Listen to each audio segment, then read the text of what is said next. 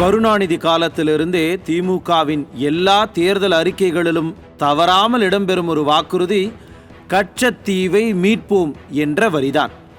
இந்த வாக்குறுதியை காப்பாற்ற அப்படி இதுவரை என்னதான் செய்திருக்கிறது இந்த விடியா திமுக? கும்பகர்ண தூக்கத்தில் இருப்பதை தாண்டி ஒரு துரும்பை கூட கிள்ளி போடவில்லையே. 1974 மத்தியில் ஆட்சி செய்த காங்கிரஸ் கட்சியோடு கைகோர்த்து கொண்டு கச்சத்தீவை இலங்கைக்கு தாரை வார்த்துவிட்டு இன்று வந்து இப்படி நாடகமாடிக்கொண்டிருக்கிறது விடியா திமுக. திமுக ஆட்சியில் இருந்த போதுதான், திரு கருணாநிதி முதலமைச்சராக இருந்த போதுதான் கச்சத்தீவு இலங்கைக்கு தாரை வார்க்கப்பட்டது. 1974 1976 அப்போதைய மத்திய அரசு இந்த ஒப்பந்தங்களை செய்து கொண்ட போது அவர்களுடைய தலைவர் அன்றைய முதல்வர் என்ன செய்து கொண்டிருந்தார்? அதை தடுப்பதற்கு ஏதாவது நடவடிக்கை எடுத்தாரா?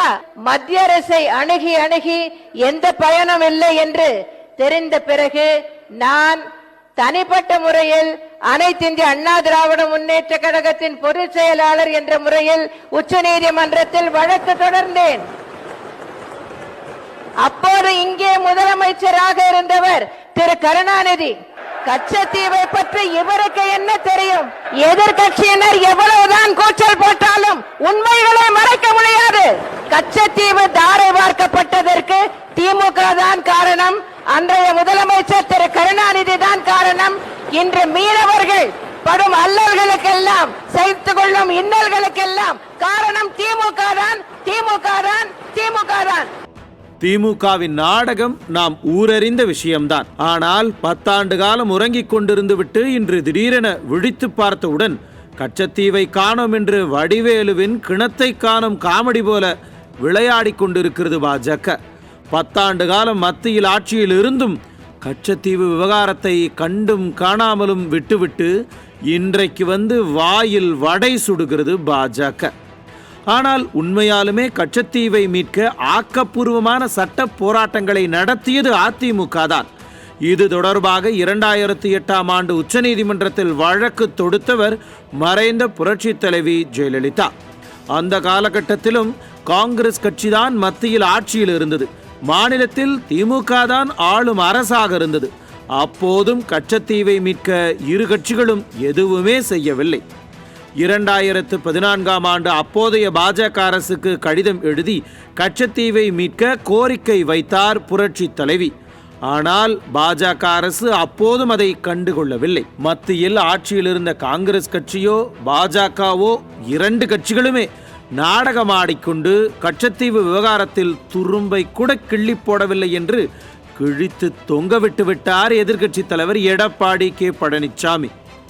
மத்தியிலும் மாநிலத்திலும் காங்கிரசும் திமுகவும் ஆண்டு கொண்டிருந்தன. 1974 நம்முடைய இந்தியாவுக்கு உட்பட்ட தமிழ்நாட்டுக்கு அருகில் இருக்கின்ற கச்சத்தீவை இலங்கைக்கு தாரை வார்த்தது காங்கிரஸ் கட்சியும் திமுக கட்சியும். 10 ஆண்டு காலமாக இது கிடப்பிலே போட்டுவிட்டு இதே புரட்சி தலைவி அம்மா அவர்கள் அன்றைய பாரத பிரதமர் திரு நரேந்திர மோடி அவர்களுக்கு கடிதம் எழுதியிருக்கிறார். அன்றைய பாரத பிரதமர் திரு மோடி அவர்களிடத்திலே நேரடியாக கச்சத்தீவை இந்தியாவுடன் இணைக்கப்பட வேண்டும் என்று கோரிக்கை வைக்கின்றார்கள். ஆனால் அதற்கு தீர்வு காணவில்லை. இன்றைக்கு அரசியல் சூழ்நிலையின் காரணமாக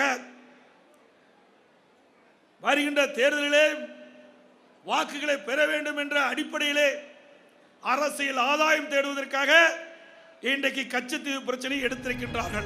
எதிர்க்கட்சி தலைவர் சொல்வது போல உச்சநீதிமன்றத்தில் அதிமுக போட்ட வழக்கில் கச்சத்தீவை இலங்கைக்கு தாரை வார்த்ததை மறுபரிசீலனை செய்வோம் என்று அஃபிடவிட் தாக்கல் செய்யுமா மத்திய அரசு? 10 ஆண்டு காலம் மத்திய ஆட்சியில் அமைதியாக இருந்துவிட்டு எதுவுமே பேசாமல் திடீரென இப்போது பாஜக பேசுவது ஏன்? மீனவர்களின் ஓட்டுக்களை பெற பாஜக வகுக்கும் யுக்தியா இந்த கச்சத்தீவு விவகாரம் என்ற கேள்வி எழுவது நியாயம்தானே? உண்மையாலுமே கச்சத்தீவு விவகாரத்தில் துரோகம் இழைத்தது யார் என்ற கேள்விக்கு காங்கிரஸ், திமுக, பாஜக ஆகிய 3 கட்சிகளும் தான் பதில் என்பதை காலம் ஒரு நாள் உணர்த்தத்தான் போகிறது. நியூஸ் ஜே செய்திகளுக்காக இணையாசிரியர் மனோஜ்குமார் கோபாலன்.